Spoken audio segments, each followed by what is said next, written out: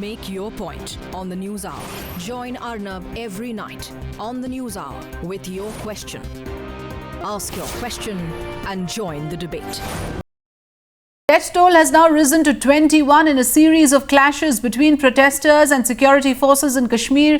The security has been beefed up in South Kashmir, which is now under a complete lockdown. The situation continues to remain tense after Hizbul commander Burhan Wahi was killed in an encounter in Anantnag.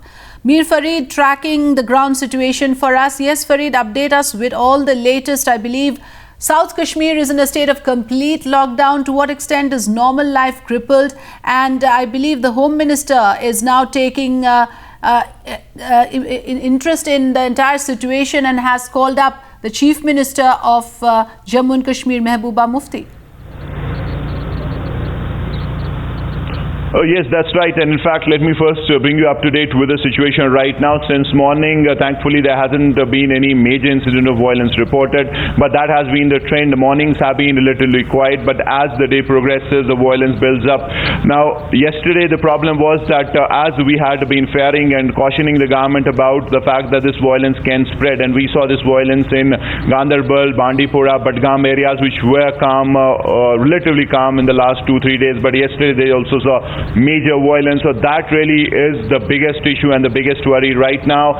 And 21 is the death toll, including a cop who was killed in Sangam, while 20 people have been killed in violence, in clashes in various parts of the Kashmir Valley, especially if we talk of South Kashmir. Yes, right now the security bandobast has been beefed up. We have come to know that around 10 companies of CRPF have been brought in from New Delhi. They have been flown in, and just to ensure that the things really are brought under control. But the fact is that till the time these killings don't stop, you don't need rocket science to figure out that things will not calm down. Each killing really becomes further a headache as more and more people come on the streets. There is more violence, there is more anger, and then it becomes a vicious cycle. We have seen these things happening in 2008 and 10. So lessons need to be learned by the state government. As of now, on the ground, they're invisible, as we have been reporting. Mehbooba Mufti, other than a customary press note, has not come out and not even assured a probe into the incident, because this is her constituency, this is her area. She won an election just 1 month back, so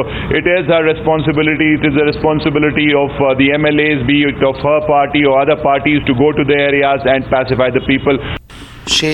Law and order seems to have totally collapsed in Kashmir, where around 21 people have been killed and more than 200 have been injured.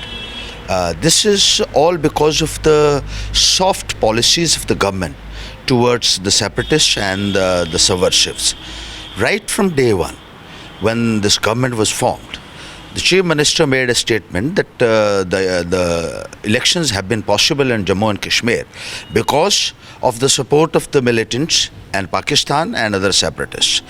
And thereafter they have been making such decisions which however have contributed to the kind of situation that we face today.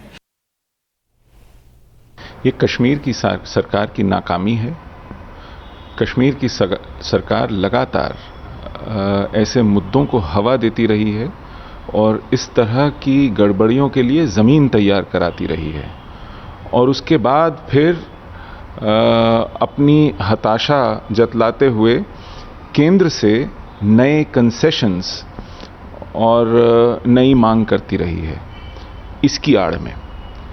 तो हमें ये समझना होगा कि कश्मीर की PDP सरकार कश्मीर को स्थिरता, स्थायित्व और शांति देने के लिए नहीं आई है।